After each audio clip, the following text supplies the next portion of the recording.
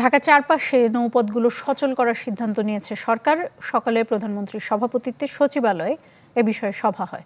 এ সময় নৌপথ সচলের পাশাপাশি নদীগুলোর দূষণ রোধ, ড্রেনেজ ব্যবস্থার উন্নয়ন এবং পানি প্রবাহ স্বাভাবিক রাখতে পদক্ষেপ নেওয়ার নির্দেশনা দেন প্রধানমন্ত্রী। এছাড়া নদীর চারপাশে নির্মিত ওয়াকওয়ের পাশে বিভিন্ন প্রজাতির গাছ লাগানোর পরামর্শ দেন তিনি।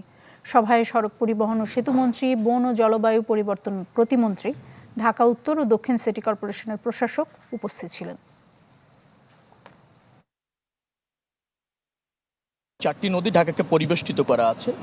সেই জায়গাগুলিতে আমরা ওয়াটার বাথ এবং যেটাকে বলা হয় নৌপথে চলাচলটা যাত্রীদের জন্য নিশ্চিত করতে চাই। সব মিলে 424টি জায়গায় এই সরাসরিভাবে ওয়েস্টেজ দিয়ে যাওয়া হচ্ছে নদীতে, সেইটা বন্ধ করা কিভাবে যায় সেটা নিয়ে আজকে আলোচনা হয়েছে।